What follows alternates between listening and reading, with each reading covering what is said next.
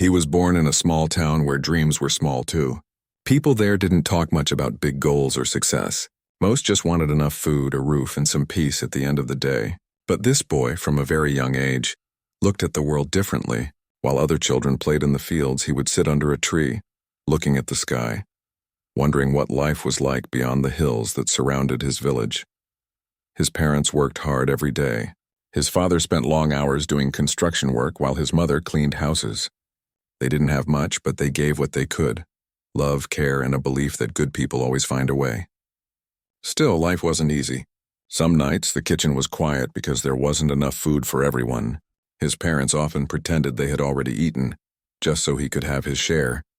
He didn't understand their sacrifices at first. But as he grew older, he began to notice the small things, the tired look in his father's eyes, the way his mother would hold his hand and smile even when she was clearly exhausted. That's when he made a promise to himself. One day he would make their lives easier.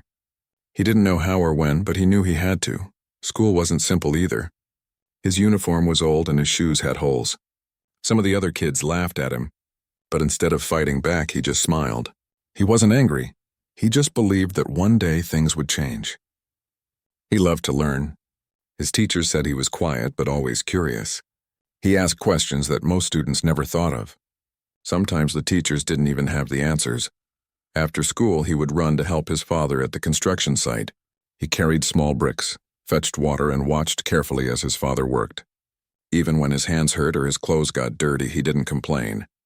He told himself, "This is part of the story. One day I'll tell it differently." At night, he studied under a flickering light. The electricity often went out, so he used a small lamp. The sound of crickets outside became his background music. The world felt quiet, but his mind was alive. He read old books borrowed from a neighbor, and each story made him dream a little bigger. Sometimes he wondered if dreaming was foolish. People in the village often said, "Life doesn't change for people like us." But deep down, he refused to believe that. He didn't want to accept the limits that life tried to put around him. The days kept passing, and the boy grew older. Life didn't suddenly get easier, but his determination stayed strong. Every morning he woke up before the sun, helped his mother with chores, and ran to school. The road was long and dusty, but he didn't mind. Sometimes he even hummed quietly to himself, trying to turn the sound of his steps into a kind of music. At school, he sat in the same back corner, with his old bag and second-hand books.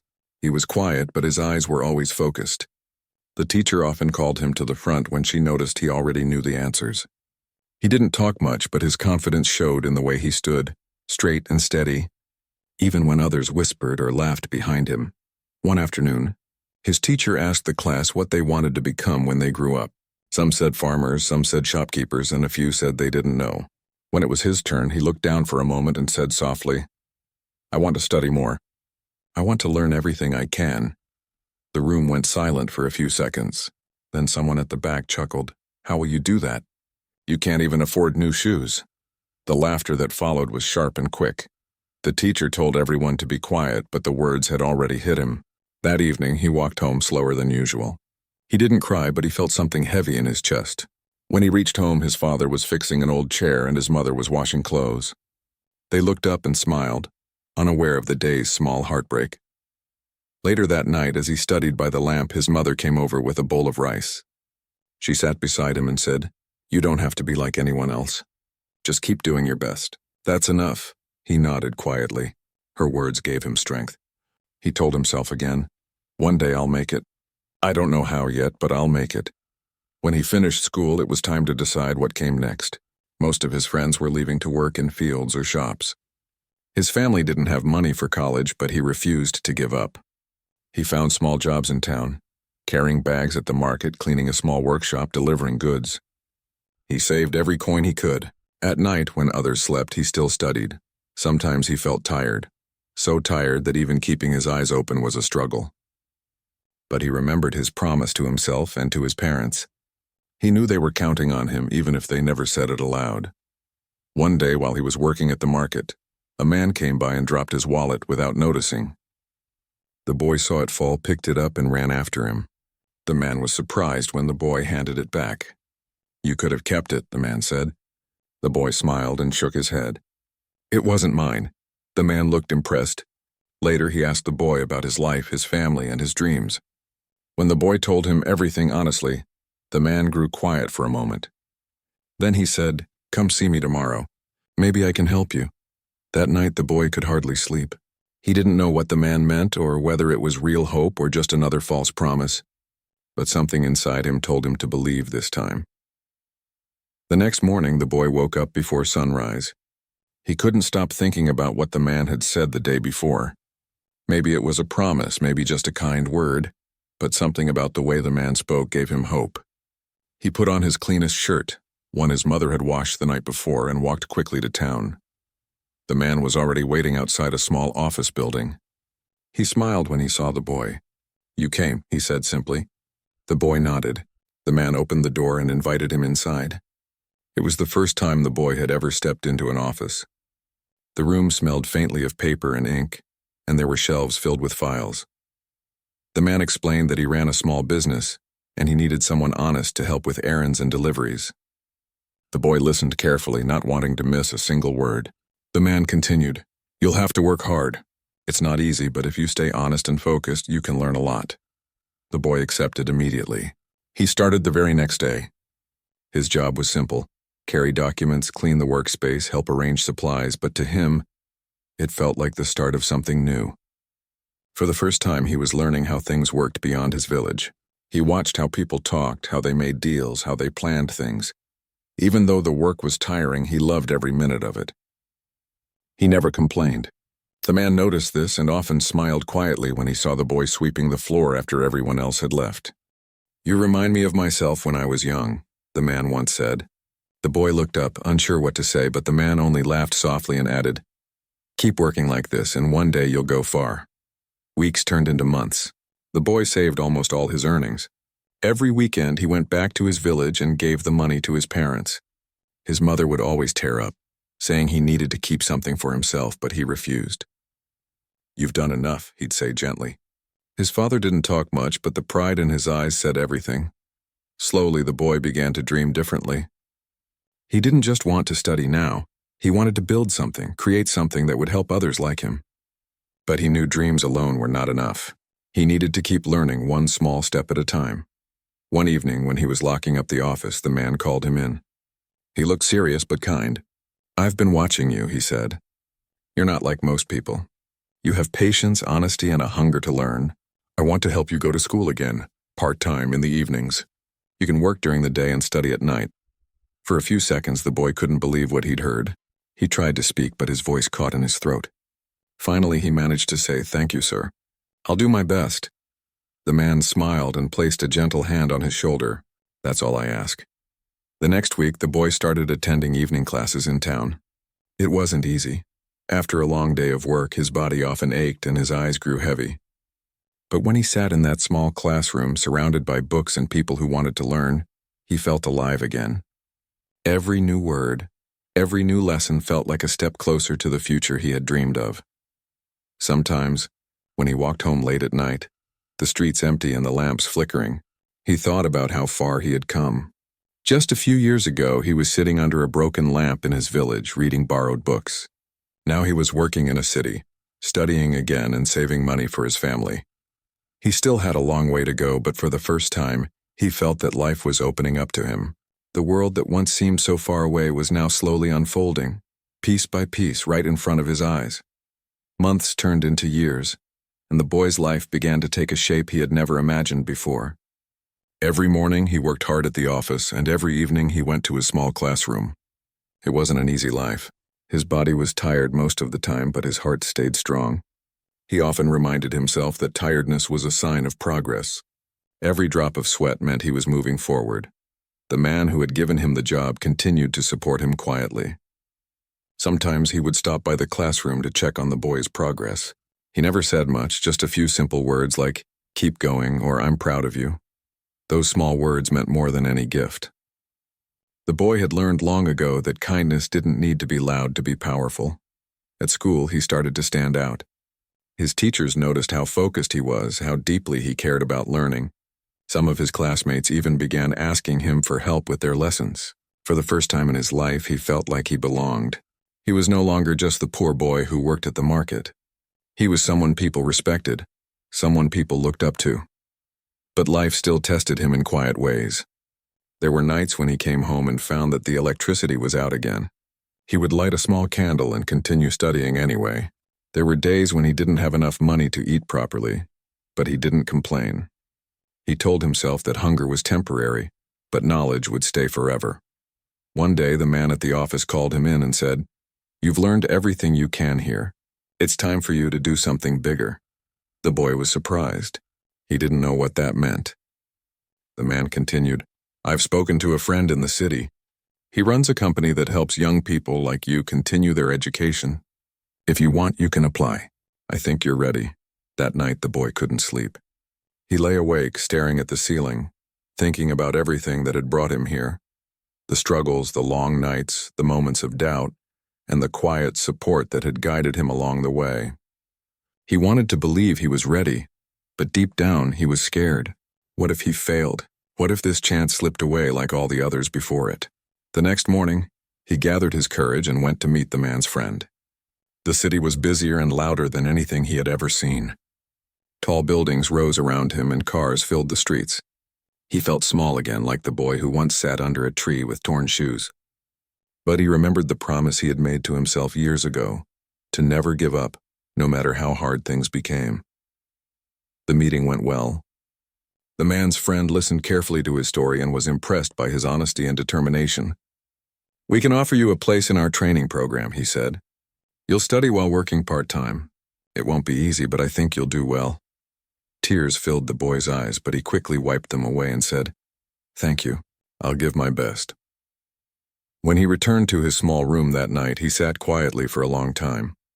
He thought about his parents in the village, the people who had laughed at him, the teacher who believed in him, and the kind man who had given him his first real chance. He realized something important, that success wasn't about luck or money. It was about keeping your heart open even when the world tried to close it. And so, with a small bag and a hopeful heart, he packed his things and prepared for the next chapter of his life. He knew the road ahead would be long and uncertain, but he also knew that every step forward mattered. He wasn't just chasing a dream anymore. He was living proof that with honesty, effort, and faith, even the smallest flame could light the darkest path. The train ride to the city was long. The boy sat by the window watching fields, rivers, and small houses pass by. Each sight reminded him of how far he had come. He carried only one small bag with a few clothes, an old notebook, and a letter from his parents. His mother had written, "No matter where you go, stay kind." He read it again and again as if the words gave him strength. When he arrived in the city, the noise hit him first. Cars honked, people shouted, and buildings rose high like mountains of glass and steel. For a moment, he felt lost in the crowd, but he reminded himself, this is where dreams are built. He adjusted his bag on his shoulder and started walking toward the small hostel where the man's friend had arranged a room for him. The room was tiny, barely enough for a bed and a table, but to him it was more than enough. It was his space, his beginning. That night, as he lay on the narrow bed, he thought about everything waiting for him, the new job, the training program, and the endless unknowns. He wasn't afraid. He was ready. The next morning, he started work at a small training office. The first few days were difficult. The tasks were new. The people around him moved fast, and sometimes he felt too small in the middle of it all. But he watched, listened, and learned. Slowly, he began to understand how things worked. The manager noticed how careful and honest he was. Even when he made mistakes, he admitted them and tried again. After work, he attended evening classes. The lessons were harder now, new subjects, complex topics, but he stayed patient. Every night he studied late into the night, just like he had done back in his village. Some days he was too tired to eat dinner, but he never skipped studying. Months passed and he started improving. His teachers began to notice his effort, his willingness to help others. He often stayed behind after class, explaining lessons to those who didn't understand. It wasn't because he thought he was better. It was because he knew how it felt to struggle.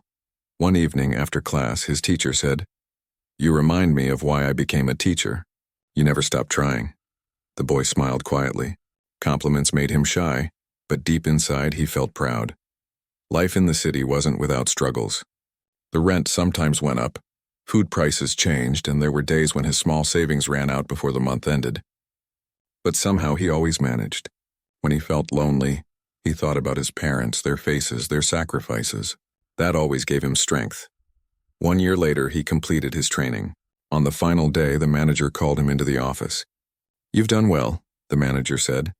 "I see something in you, a light that doesn't fade even in the hardest times. I want to offer you a full-time job here." The boy's hands trembled slightly as he thanked him. He could hardly believe it. He had started with nothing. No money, no connections, just a dream. And now he was being given a real chance. He called his parents that night from a public phone booth. When his mother answered, her voice broke with emotion. "I told you," she said softly. "Kindness always finds a way." His father didn't say much, but he could hear him in the background laughing quietly, a rare sound that filled the boy's heart with warmth. He promised them he would visit soon, and that he would take care of them the way they had taken care of him. When he hung up, he stood there for a moment, looking at the stars barely visible through the city lights. For the first time, he felt at peace, but deep down he knew his story wasn't ending. This was only another beginning, a new chapter built on years of patience, faith, and hard work. Years passed, and the boy was no longer the unsure child who once dreamed under a broken lamp. The city had taught him many lessons: how to work hard, how to stay honest, and most importantly, how to never lose himself in the noise of the world. His small job at the company had grown into something bigger. People began to notice him, not because he was loud or bold, but because he was steady, humble, and dependable. He still lived simply. His room was the same small one he had moved into years ago. The bed creaked a little. The walls had marks from old posters, and the single window overlooked a noisy street. But every time he looked around, he felt grateful. Each thing he owned was a reminder of how far he had come. He sent money home every month. His parents never asked for it, but he did it anyway. He wanted them to rest after all the years they had worked so hard for him. Whenever he visited his village, the neighbors would look at him with pride. They still called him the boy who never gave up. He always smiled shyly when they said that, but deep down it filled him with quiet joy. One day at work, his manager called him into the office. He had been there for years now, and he was respected by everyone. The manager said, "We're starting a new project. I want you to lead it." The boy was silent for a moment. The thought of leading others scared him, but he remembered how far he had come and how many times fear had tried to stop him before. He nodded slowly and said, "I'll do my best." The project wasn't easy. There were challenges every day, deadlines, disagreements, and moments when things went wrong. But he never lost patience. He listened to people, encouraged them, and tried to find solutions instead of blame. Bit by bit, his team began to admire him. They realized he wasn't leading from above. He was walking beside them. After months of hard work, the project succeeded. The company celebrated, and the manager stood before everyone and said, "This happened because of his effort and honesty." The boy looked down, feeling shy as the room filled with applause.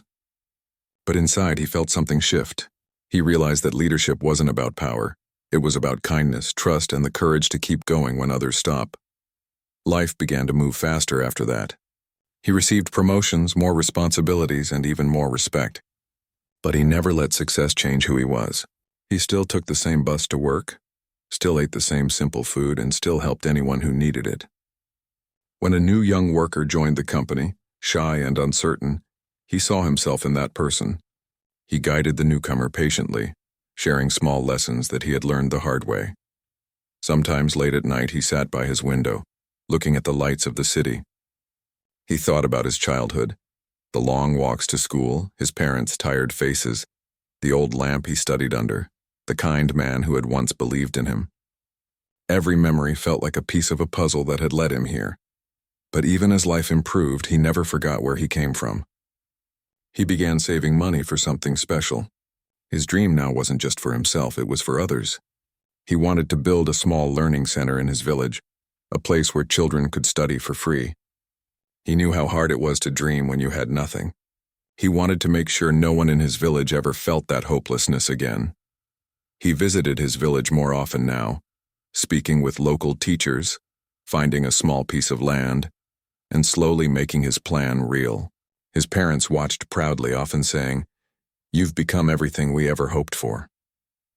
But he always replied softly, "I'm just doing what you taught me, to never give up." The boy was no longer a boy. Time had quietly turned him into a man with lines on his face and calm in his eyes. Yet inside him, the same fire still burned, the same quiet promise he made as a child under a weak lamp, to build a better life and help others do the same. The learning center he dreamed of was slowly becoming real. Each month after work, he set aside a part of his earnings. He didn't care much for new clothes or fancy things. His happiness came from watching the foundation of the small building rise brick by brick. Every weekend, he traveled to his village to check on the progress. The road was long and rough, but he enjoyed every mile. The people in the village greeted him with smiles and respect. To them, he wasn't just someone who left and found success. He was one of their own who came back to lift others. He worked closely with the local teachers and volunteers. They shared the same dream, to create a place where every child could learn without worrying about money. Slowly, word spread to nearby villages. People started bringing their children to see the construction. The man would kneel down and talk to the children, asking them what they wanted to become. Some said teachers, some said doctors, others didn't know yet. He always smiled and said, "Whatever you choose, never stop learning." As the walls rose higher, so did his sense of purpose. But it wasn't easy. There were times when the money ran short, and construction had to stop. Each time that happened, he felt a wave of fear. What if the dream stayed unfinished? But every time, something seemed to work out. Sometimes a friend would lend a small amount, or his company would give him a bonus at just the right time. He took it as life's quiet way of saying, "Keep going." After nearly 2 years, the small building stood complete. It wasn't big or fancy, but it was strong and welcoming. The walls were painted a soft yellow and sunlight streamed through the wide windows. There were shelves filled with donated books, tables, and benches carefully built by local carpenters. On the front wall hung a simple wooden sign that said, "Never give up learning." The opening day was emotional. The whole village gathered. Children held small flags. The elders smiled proudly, and his parents stood quietly at the front, tears shining in their eyes. He gave a short speech, speaking in his soft, steady voice. He didn't talk about success or money. He talked about hope, about effort, about believing even when life gives you no reason to. When he finished, the crowd clapped for a long time. His mother hugged him and whispered, "You've made our dream bigger than ours ever was." In the following months, the Learning Center became a second home for many children. After school, they came to read, draw, and learn new things. Sometimes the man would visit after work, sitting quietly at the back watching them study. Seeing their faces full of curiosity reminded him of his own journey. It made all the struggles worth it. He started a small scholarship fund too. It wasn't much, but it helped a few students continue their education outside the village. Whenever he saw one of them return to visit, full of new ideas and confidence, he felt something deep inside, something that words couldn't describe. As years passed, the Learning Center grew. Volunteers came from nearby towns to teach. New shelves were added, more books filled the rooms, and the laughter of children echoed through the walls. The man never looked for recognition. He still lived simply, still took the same bus to work, still greeted